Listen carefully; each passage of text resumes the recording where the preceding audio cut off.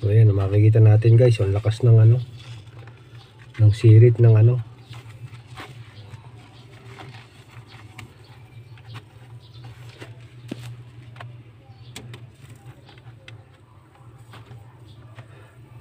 So ayan po. At ang lakas ng butas niya dito.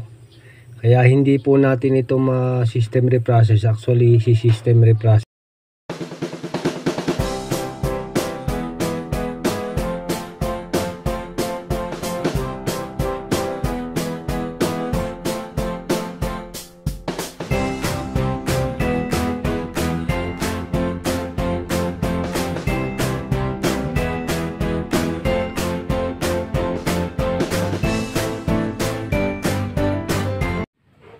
Hello guys, magandang araw po sa inyong lahat at welcome po sa STOI channel. So ngayong araw na ito ay isang Toshiba refrigerator po ang ating gagawa ng paraan. Okay, samahan nyo ako guys ngayong araw na ito at kung bago po kayo dito sa ating channel ay paki-subscribe po ang ating channel and then paki-hit na rin po yung notification bell para updated po kayo sa mga video na i-upload natin. Ito po at ngayong araw na ito may gagawin tayong isang Toshiba na refrigerator. Ayan. So binaklas ko na ito guys at hinahanap ko kasi yung yung kanyang butas. Dahil may butas to, so nakita ko nandito sa evaporator ang butas. Dito.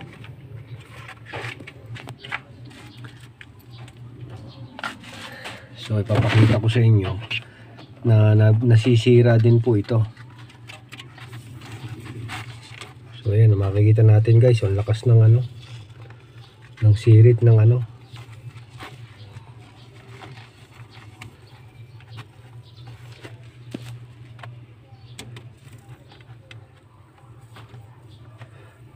So ayan po. At ang lakas ng butas niya dito.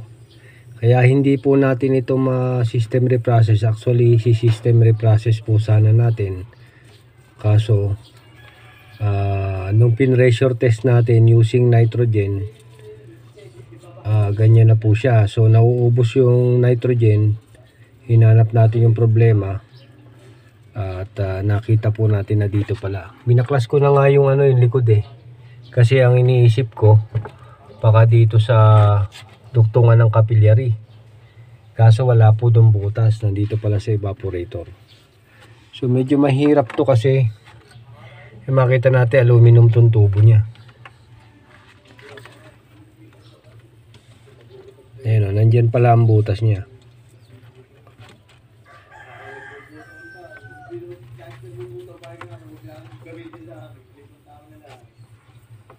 Ayan. So unang naging problema nito, hindi ko lang po na i-video, is yung kanya pong condenser, may butas rin po.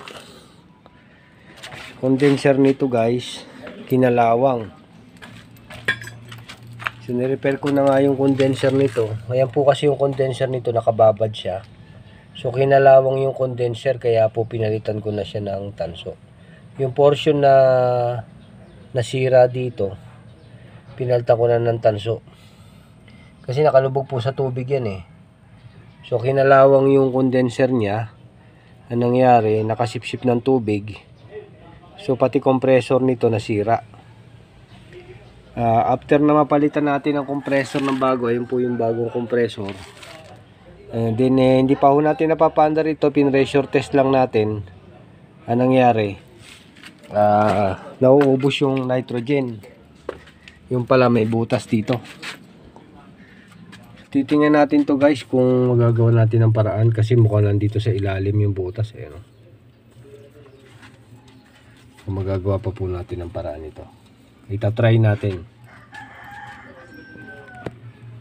Ito nga po dahil sa may butas tong evaporator natin. So tatanggalin natin to mga pins. Ayan po, tinanggal na natin. Para ma-access natin yung butas dito kung saan. Kasi hindi pa natin actually nakikita lahat.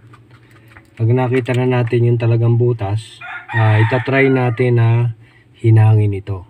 So kailangan po nating alisin yung mga pins para po maluwag tayo sa paghihinang natin dito sa may butas na tubo. Okay, so pagkatagal na ito guys, bago natin hinangin, ito madali lang po kasi ito alisin yan. Hindi po siya nakahinang, so naka-insert lang po ito lahat ng mga pins na ito. So tatanggalin isa-isa, i-slide natin punta rito para po ma-access natin yung ano, kasi yung heater niya rito sa ilalim, tinanggal po natin yung heater. So ito po yung heater ng ano, ng refrigerator. Ayan o. So yan po yung supply niya, ito yung heater. So ito po yung defrost heater niya. Tumutulong po dun sa ano natin, sa defrost para po mas mabilis na matunaw itong yelo dito sa ating evaporator. So sa ilalim po siya nakalagay, kaya inalis na rin natin. At itong mga pins na iba, siguro hanggang kalahati tatanggalin natin. At para po mahinang natin yung may butas dito. So after matanggal ko ito, tuloy natin guys yung ating video.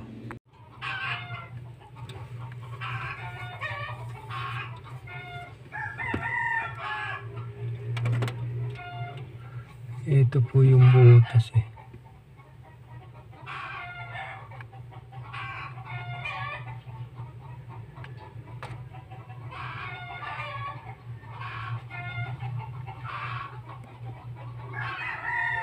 Ayan ang butas guys.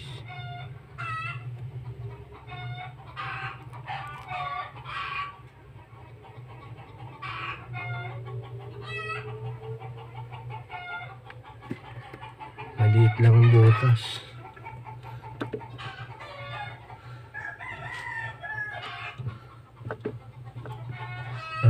Nakita rin natin ang butas. Ayan siya. Lagyan natin ang ano.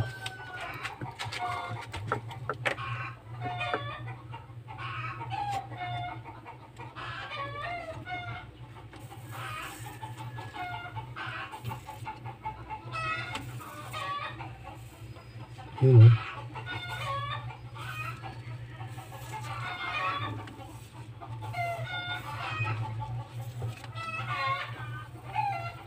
Ayan guys, ang butas niya. Maliit lang. So hoping na maging successful talaga tayo dito sa ano.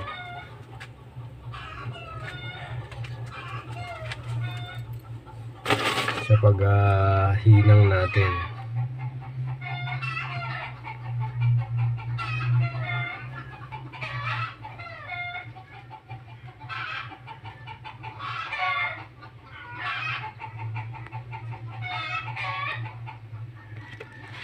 Evaporator, kaya po hindi po natin siya matatapos agad.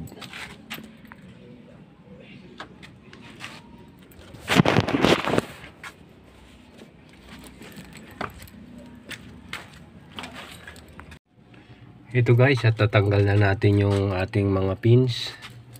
So ang problema pala nito, ang butas nasa ilalim, medyo mahirap hinangin eh, no? Ayan o.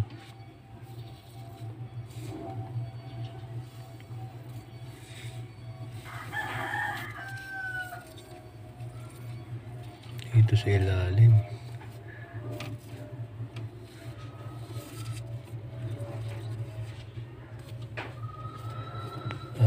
Hoping na may crack po yung ano, tubo.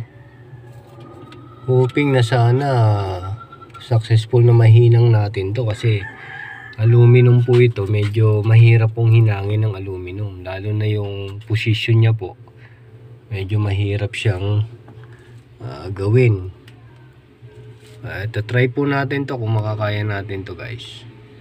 So ito po, at hindi po nakayang hinangin, sobrang nipis. So anong nangyari, natunaw yung tubo guys.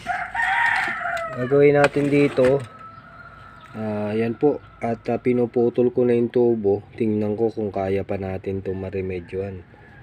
So mamaya i-update ko kayo uli kung ano po ang remedyo na po pwede nating magawa dito sa ating evaporator na ito. Medyo nahirapan tayo dito sa evaporator na ito sa pagre-repair kasi masyadong malambot yung tubo, o baka hindi ko po na na tansya yung init ng acetylene, kaya po natunaw ang tubo. So ayan guys, at atin pong gagawa ng paraan ito na hoping na sana ay ating maiduktong ng maayos. Update ko po kayo mamaya after ng matapos natin to at magawa natin ang paraan.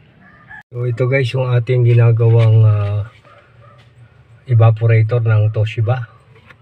So ayan po, at nahirapan ako sa paghihinang, kaya po ang ginawa ko dito, dinuktungan ko na lang siya ng copper tube. Ayan po ang aking ginawa. At ayan, at ating ikinabit na po siya. So makita niya, ayan po nangyari.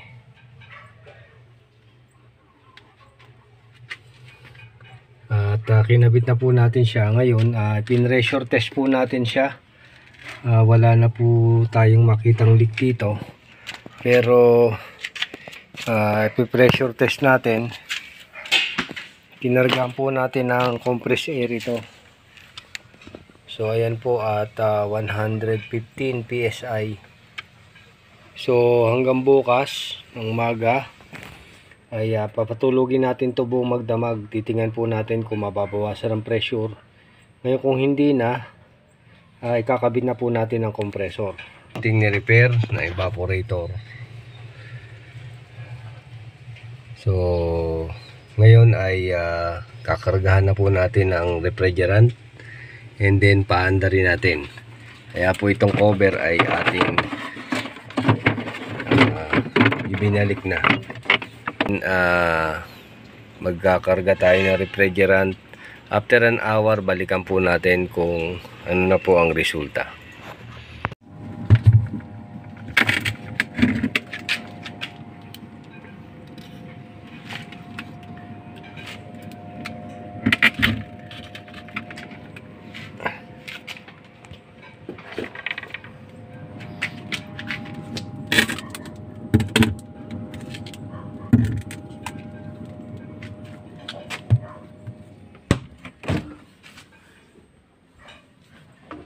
So ayan, at ayos na itong ating Toshiba na refrigerator.